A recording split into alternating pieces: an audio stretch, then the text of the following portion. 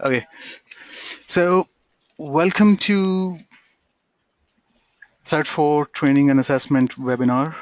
And this webinar is for those who recently joined. Oh, sorry, I have to unmute you. I'm I'm having trouble. Yeah. Okay. So this webinar, especially for those students who recently joined Cert for Training and Assessment, and those who have attended first webinar of open space navigation and they had orientation with John. So in this webinar we'll cover learning material, we will cover assessments, we will cover additional resources which you can use to complete your assessment, and we'll talk about few useful terms. So that's study period 1. That's me. That's Helen, your trainer. She'll mark your assessments. I'll mark your assessments as well, but only if Helen is not available to mark. Otherwise, Helen will mark your assessments. And you can message me anytime by clicking this icon, and it will lead you to message box. So that's the learning material for first study period. So there is one book, 31475. It's a student workbook. Then we have student activities. There is one thing with student activities, that these are for your practice only. These activities are formative activities, and we are not assessing you based on these activities. I repeat it again, that's for your practice only. You do not need to submit these activities. You'll complete, you'll learn, you'll transfer your learning to your assessment, but we are not going to mark you for these activities, and you are not going to submit these activities. Then we have a toolbox. Some students like to study using toolbox. You'll get same information in toolbox whatever we have in student workbook. So but it's a more interactive way of studying. uh, by the way, we have two toolboxes. We combined learning material of these two toolboxes in one workbook. So we have one workbook, but we have two different toolboxes, and then we have unit glossary. That's what you'll get in a learning material. In additional resources, there's the additional resource section in the study period 1. We have case studies which would be helpful in completing your assessment portfolio assessments. We have IPSA YouTube channel.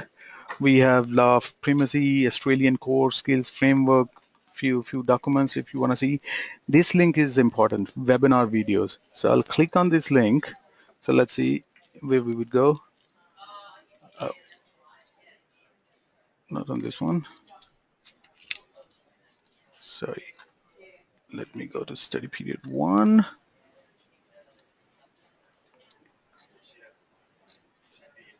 Oh, webinar videos.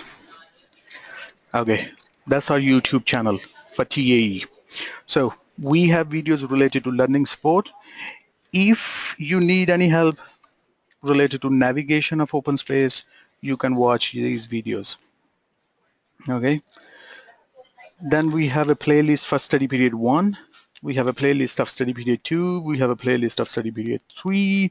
Eventually, we'll add video recordings for study period 4, study period 5, 7, 8, and so on.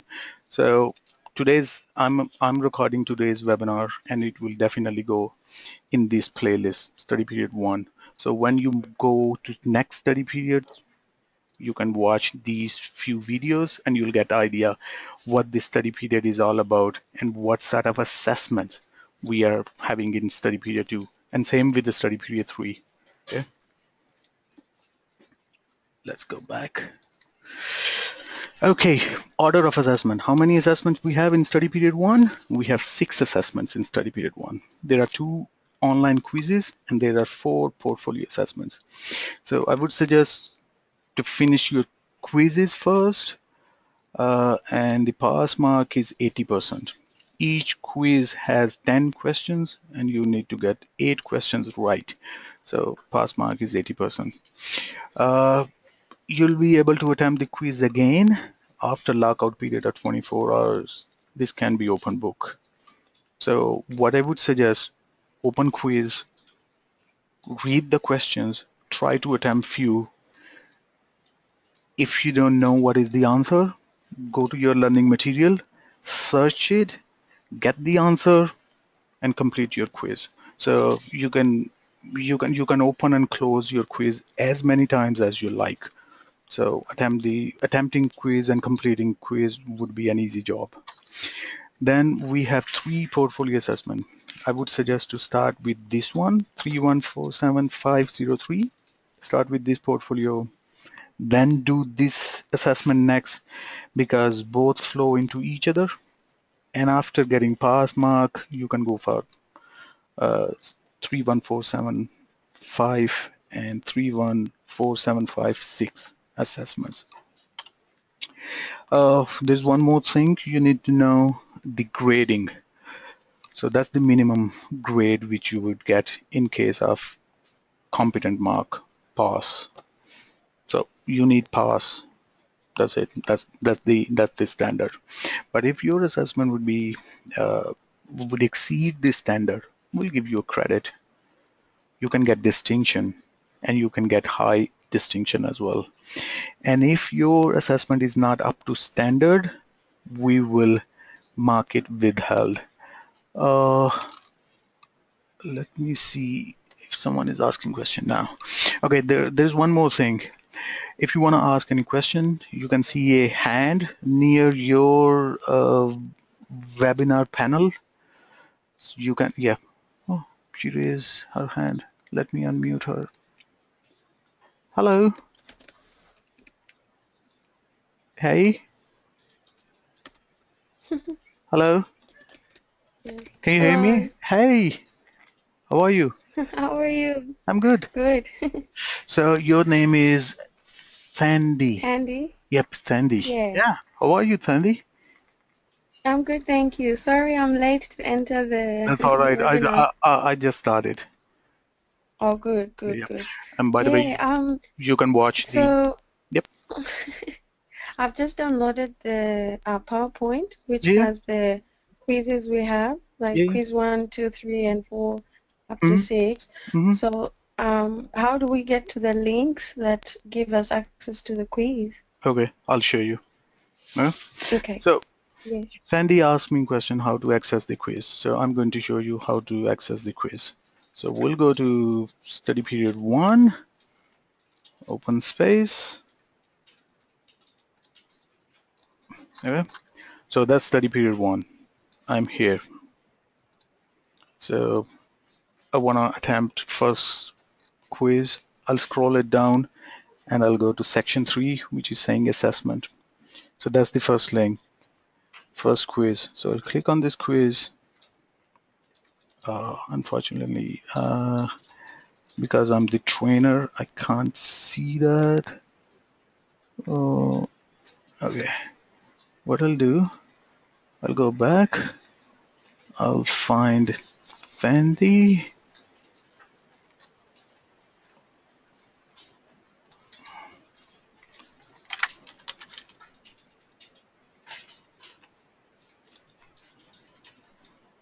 Yep.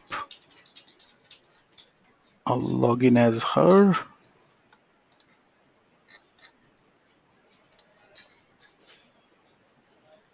Continue. So now I'm in study period 1. I want to attempt first quiz. So I'll scroll it down. I'll go to assessment box and I'll click here. And I'll say attempt quiz now. That's my quiz. So responsibility for monitoring an accredited course. So I don't know, let's say this one. I'll attempt the second one as well. I'll attempt the third one as well. I'll say, okay, I don't want to complete it. Next. I'll attempt this one. I'll attempt this one. I don't want to complete others. I'll click on next. Just remember, if you are not ready to submit, do not press this button, submit all and finish. Okay? Close it, go back, open your student workbook, search for those questions, attempt those. There's another way you can do it.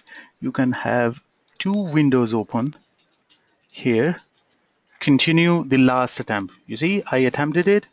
Now it is asking me to continue with the last attempt. So I'll continue with the last attempt. I'm getting same answers, yeah, which I saved. So now I'll search this one in my student workbook. I'll find the answer. I'll select next again, next again. When I'm ready, I'll submit and finish. And it will give me a score, whether I passed or not. Yeah? So that's the way to attempt a quiz. Let me log in myself.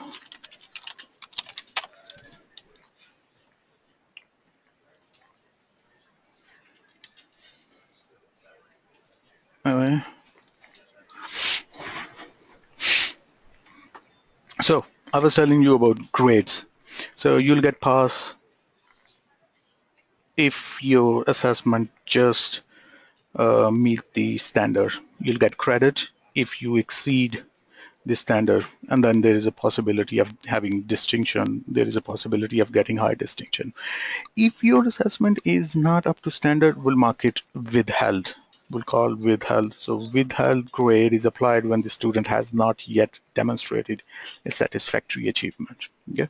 So if it's saying withheld, it means it's not up to standard and you need to work on it. And usually when we give you a feedback, we used to give a detailed feedback. So you'll get a feedback form and we will write you've done this thing good, you need to improve this thing, and you need to do this part. How to do it, we usually write this stuff as well. So that's about grading. So quizzes, as I mentioned, that's the first quiz.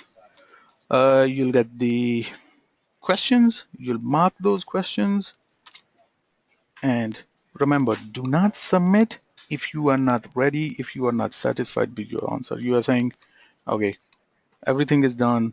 I'm satisfied with the answer. Submit. You usually get 3 attempts to do that. I don't have login details to access the quiz. Okay, Sandy, I'll ask student support to email you your login details and you'll get those login details by tonight. Okay, and then you can attempt that. Yes. So what I was saying, do not submit and finish if you are not ready, if you think, no, I need to change the answer. But as I mentioned, quizzes are open book. So consult your workbook while completing your quizzes. And we recommend you to complete the quizzes within 30 days of your enrollment. Ideally, you should be aiming to do them in your second or third week. So if you haven't done, you are in the second or third week and you haven't done you haven't attempted the quizzes, I would recommend to do it tonight or tomorrow. Okay, let's talk about written portfolio, the main thing. Uh, First of all, there are few keywords which we usually use in assessment. So if we are saying apply in a question, we are saying use, utilize, and employ a particular situation. Appreciate, we are asking you to make a judgment. So where is review? Because Deborah asked me this question. We do not have review here. Well, I'll add it in next uh, webinar. So review means find the answer, put the put the screenshot there, or put your judgment there. So if we are asking you to put a screenshot, then you do not need to write anything about that. That's screenshot would be enough. Now, portfolio assessments.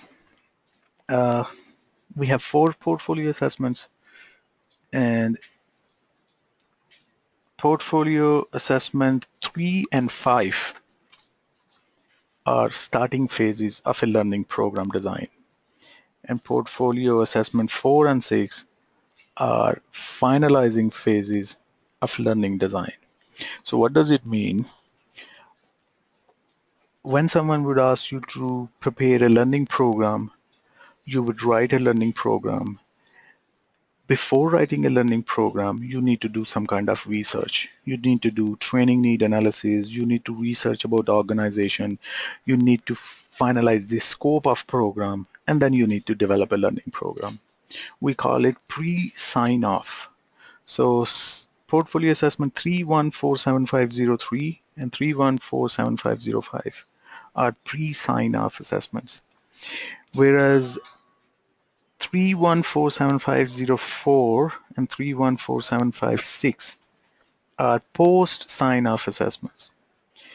We'll analyze unit of competency in these assessments, will contextualize these assessments, contextualize unit of competency, will finalize and evaluate resources which we'll use in learning program, and we'll try to develop new learning resources as well. So let's talk about main sections of these assessments. First thing, you need to consider yourself as a course designer and you are working for an RTO. If you are working somewhere, select that company as your RTO. If you are not working for an RTO, you can select open colleges as your RTO. So as the course designer, you are required to undertake a training need analysis of a client. Then you need to develop a learning program for that client. And then you need to complete relevant documentation for that program. Your client could be your current employer or previous workplace, a business that you know of in your industry, or within one of case studies provided. Remember I told you there are case studies in additional resources. You can pick one case study and you can start working on.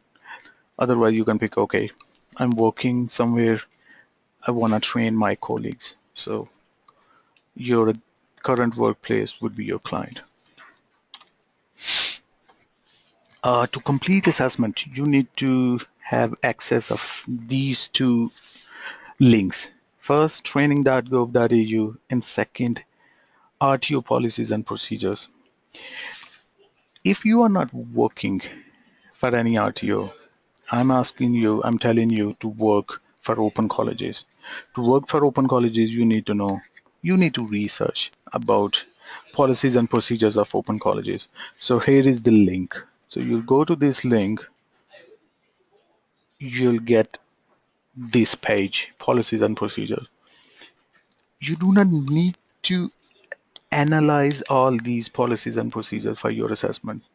It's just the research, knowing what sort of policies we have, and then you need to copy and paste the names of these policies and procedures for your assessment. That's what assessment 1 is asking you. This one, step 1, research or find any policies and procedures you would need to abide by, which could include but isn't limited to course designer policies, professional development policy, procedure, workplace training procedures, and so on. So you just need to create a list of policies and procedure. And here is the list of policy and procedures of open colleges. Okay, let's go back. Then you need to know about training.gov.au. What training.gov.au is. So if you go to this website, click on National Register of Vet, you'll find training packages, qualifications, and unit of competencies from this website. And you need to search relevant training package, qualification, and unit of competency for your client for training. So you have learning material related to this training.gov.au in your workbook. But you need to know about this website. That's the website to find training package, qualification, and unit of competency. Okay, now, what is the learning program? First of all, there is an example of learning program. Here is a link. So I'll click on this link. Why is asking me again and again? Ah, I logged in as Fandy, so that's why it's asking me.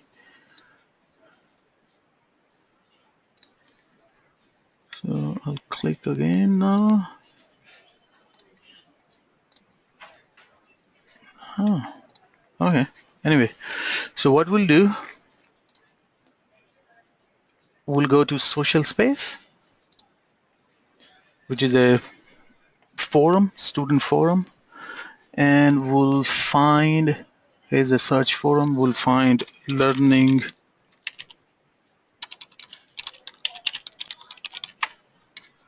program. Oh, uh, no, not here. Sorry, my bad. We'll go to study period 1 and we'll scroll it down and we'll find this news forum, study period 1 news forum.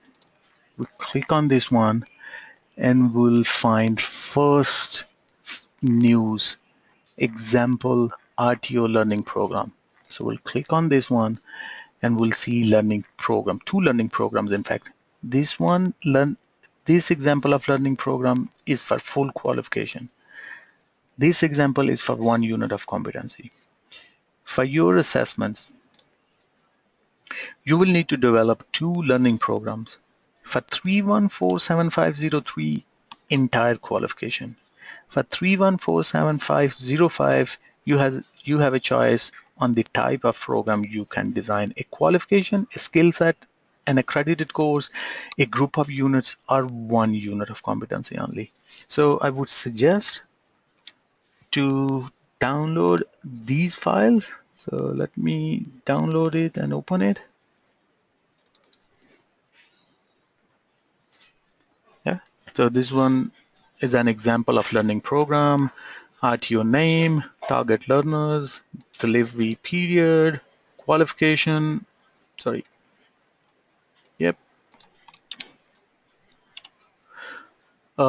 Unit of competencies, duration, organization, clustering. You can see this example and you can complete your learning program. Then, as I mentioned earlier, we have example of learning program for 1 unit of competency. You can see this as well. Very quickly, I would ask you, do you have any questions at this stage? Whatever we discussed so far. Uh, put in, you can see a question box. Thank you, Tandy, for saying okay so far. Julian, Jennifer, you've already completed 1 assessment, so I hope. Okay, so everyone is saying okay, so that's great. So learning program is one part of your assessment, okay, and you are preparing learning program for 3147503 assessment and 3147505 assessment. Keep in mind for 03 entire qualification. I would suggest to pick a qualification from Cert 1, Cert 2, or Cert 3 level, because qualifications from these levels are easy to develop and deliver as compared to qualification from diploma or advanced diploma. And then for this assessment, pick a unit of competency. 1, do not go for a qualification, do not go for a skill set, do not go for an accredited course, do not go for a group of unit of competency. Pick 1 unit of competency and prepare a learning program. But that's my suggestion. But if you want to do something else, you can do it. Now, there's another section in assessment called unpacking a unit. Why I selected this section, because there's a trick, there's a twist in unpacking a unit. at present, the vet industry is using two different formats or structures of unit of competency. We are calling one structure as old training package structure, and we are calling new structure as streamlined training package structure. So information is same, but they are using different names for each section. For example, we have application of unit and descriptor section in old training package, whereas in a streamlined training package, we have application section only. We have elements in an old one, we have elements in a new one. We have performance criteria in an old one, we have performance criteria in a new one. We have critical aspects in an old one, but we do not have critical aspects in a new one. We have performance evidence.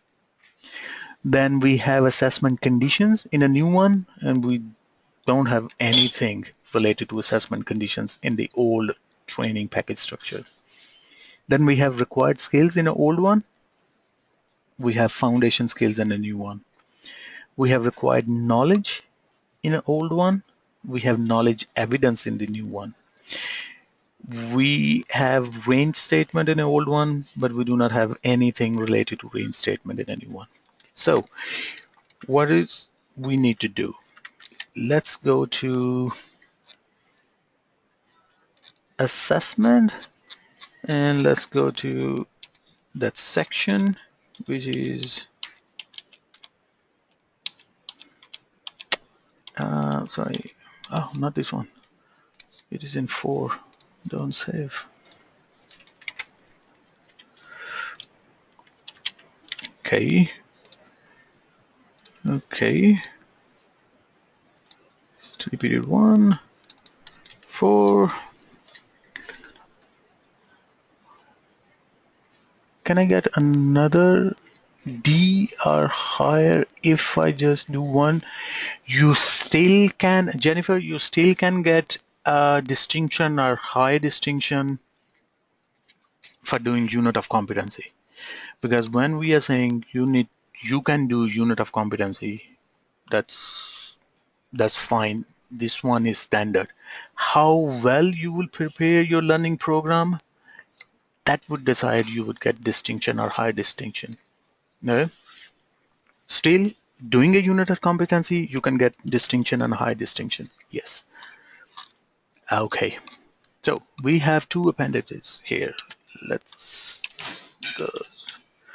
There's a assessment task in, yep, this one, step 1. So assessment is 3147504, and it's saying follow the instruction to prepare assessment portfolio, select one unit of competency, and use template supplied appendix 1A or 1B. Now, appendix 1A is for old training package structure. So you copy paste descriptor, you'll copy paste application of unit, you copy paste elements of competency. But if your unit is from streamlined training package structure, then you'll use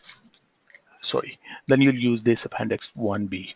Okay, that's the and by the way, if you are doing this thing, you do not need to complete this appendix, and if you are completing this appendix 1B, you do not need to do 1A. Okay? That was the confusing part. That's why I discussed this thing. Let's see next. What's next? Okay. Now, how to unpack unit of competency?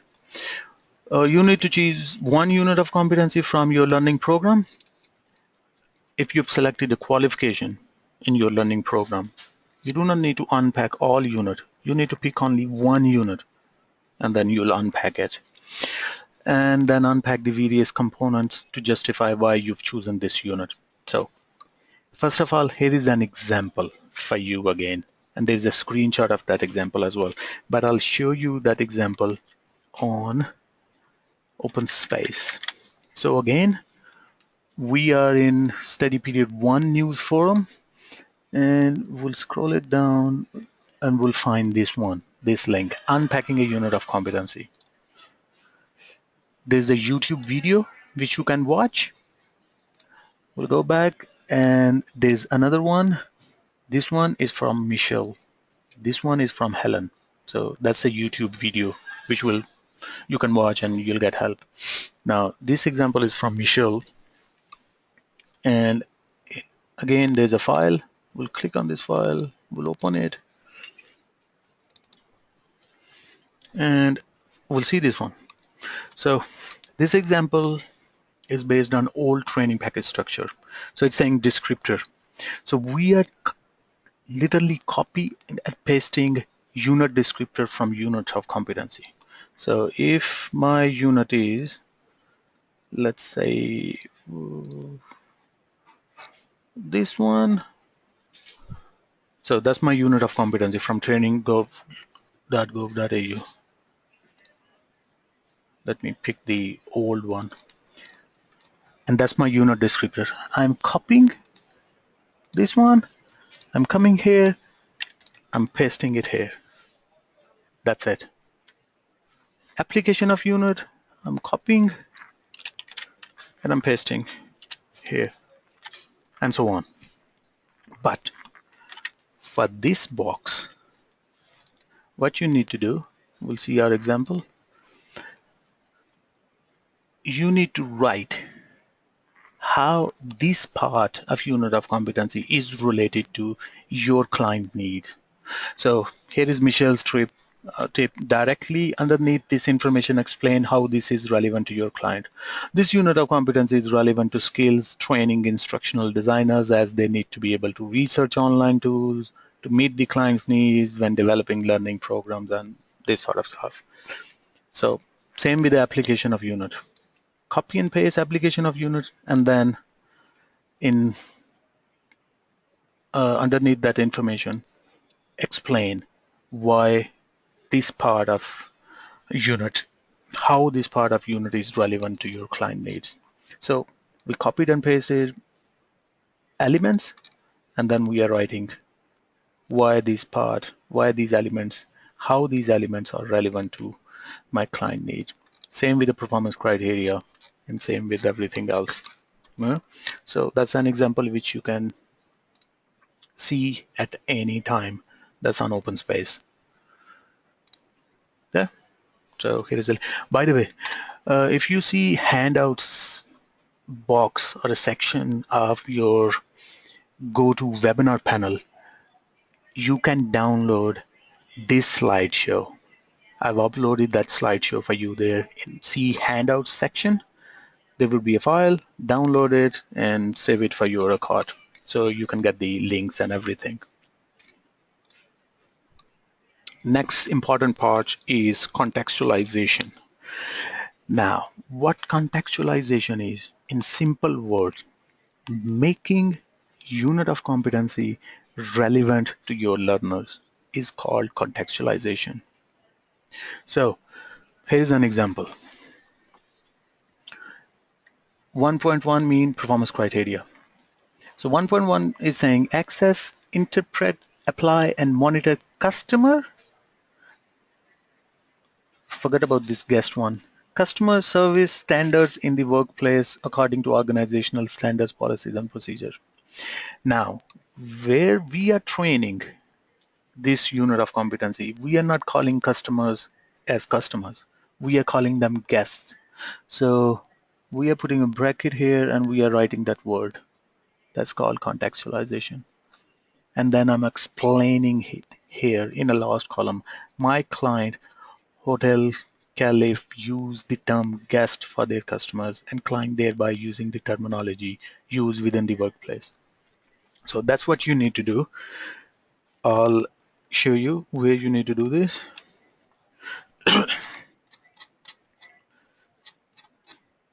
Yeah. So 314754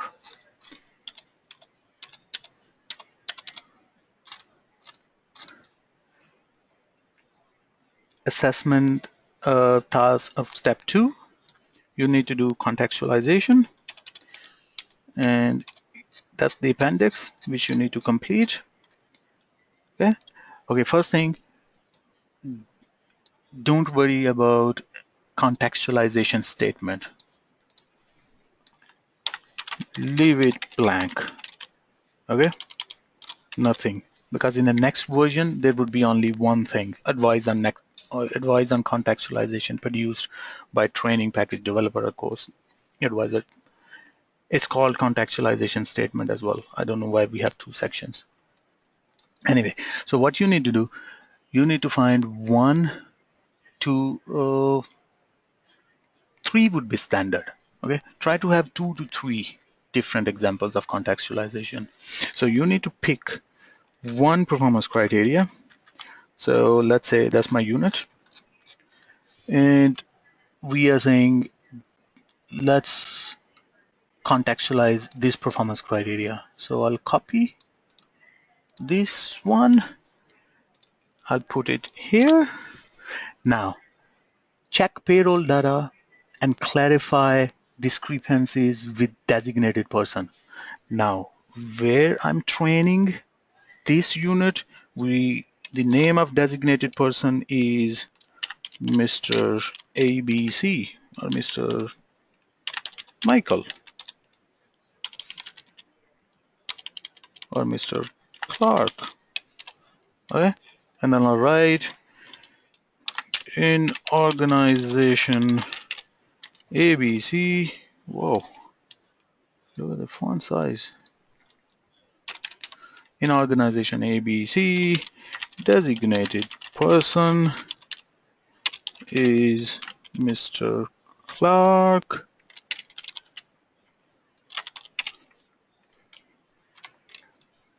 Mr. Clark, and that's why we are using Mr. Clark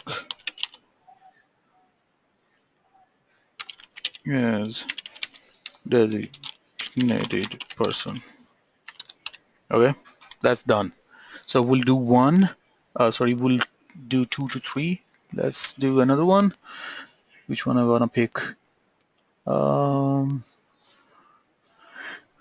reconcile total wages of payday.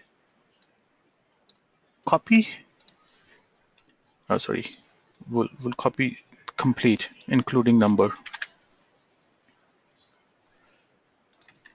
Copy, paste here, and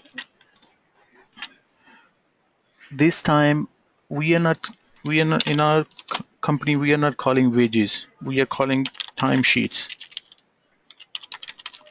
So we'll mark it timesheets, and we'll explain we are calling timesheets in our organization. That's called contextualization. Okay, try to have 2 to 3 examples of contextualization.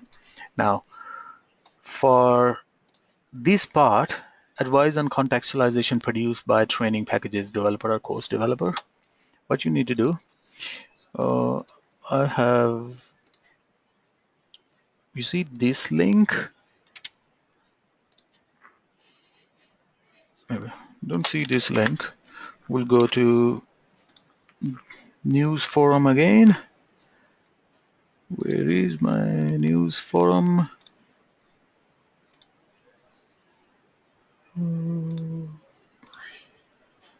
Not this one, not this one, not this one, not this one. There's someone else. So I'll go to study period 1.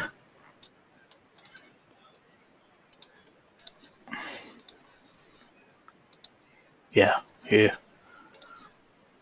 So if I scroll it down, I'll find contextualization. Where is context? Hey, contextualization example, appendix E. Now we've changed the appendix number, but the same thing. Advice on contextualization produced by training packages developer. So you'll copy and paste this thing, and you'll put it here. Why I'm asking you to copy and paste this thing? Because it's a principle, it's a rule. We cannot change it. Okay? What it is saying, must not remove or add numbers to content elements of performance criteria. You cannot change this number and call it 1.3. No, you can't do it. may add specific industry terminologies in performance criteria. That's what we are doing. Okay, so there are different rules related to contextualization. Try to read it and get your head around what these rules are saying. Okay? So you'll copy and paste it, you'll leave this area blank, and you'll come up with 2 to 3 examples. Okay, let's go for the next one. So, any question about contextualization? Okay, thank you, Sandy. You've done that. That's great. Now, there is another important part of this assessment called subject matter content or learning material. Now, for assessment 3147504, you need to develop a visual presentation aid such as PowerPoint, Prezi, or Keynote, and you need to have only 5 to 15 slides. So what I would suggest, pick one element of your unit of competency and come up with a slide for each element.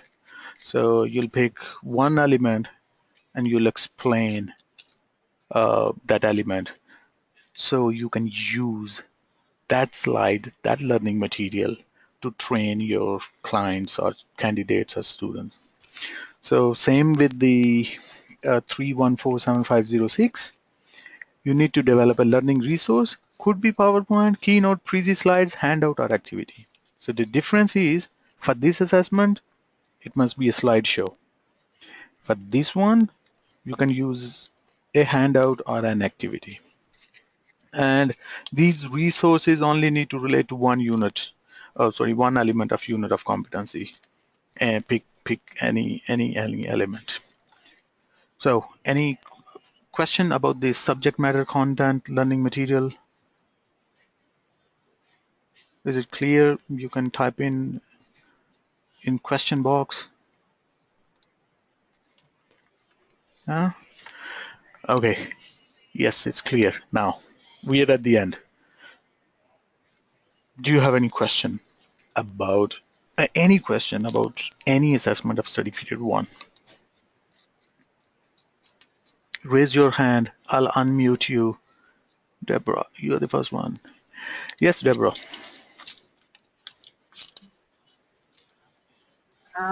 My question is, I'm just unsure how to, when I was reading the document, it says to put all your answers on that sheet. So I started making graphs and putting them in the specs. Are we, or do you do a separate folder? A separate folder. I mean, are you talking about how to upload assessment on a Moodle on an open space? No, with the assignment, like assignment 1, at the beginning it says that all your answers you put on that document. Ah, okay. No, it's your choice. You want to put all your documents in one file, that's fine. You want to create multiple files, that's fine as well. The best approach would be to have to use a naming convention. I mean, name all documents respectively. So if document is related to policies and procedures and related to step 1 of assessment, write step 1 policies and procedures. If a document is related to step 3 and document is related to learning program, write step 3 learning program. You can have multiple files, that's fine. You want to create one file, that's fine as well. Okay, thank you. That's all right. So Julian, she's asking me, can we use your learning program forms and just modify them? Is there any copyright issues? Okay. Now, you can use the template, you can use the form, but you cannot use that qualification. You cannot use the information which we have in our learning program. Let me unmute you, Julian. Yes. Sorry. Hello. Hello, yeah, Yep. yeah. So you can use, yes, I can hear you. So you can use our template, you can use the information, the layout, the structure and everything, but you cannot use same units, you cannot use same qualification. Sure. Okay. So just on that, so the headers on them, do you have to take the headers off them, or do you just, you know, like they've got pharmaceutical company and things like that, so we just modify those there? Yeah, yep, of course. You need to modify those based on your client and based on your RTO. Sure. Yep. Okay, fantastic. That's That makes it great. a lot easier. Yeah, any other question? With the templates, with the appendices, with the forms, no issues. You can use it. But the information, it must be in your own words. Yep. All right. Any other question? Anyone else? Any question? Raise your hand. Deborah, you raise your hand again. Yep. I raised that before. For the first. Haven't done it. Hello. Did you have any other question? No, I asked before. Yeah, you asked that question. Okay, that's great. So thank you so much, Deborah, Jennifer, Fendi, and Julian for joining me for this webinar. I've recorded this and I'll upload this webinar on YouTube, on our YouTube channel. And as I mentioned, you can download this slideshow from a handout section of your GoToWebinar panel, and you can get back to that as a reference point. You got the links and everything. And thank you so much. I hope you enjoyed it. Thank you, Mohammed. Thank you. Thank you.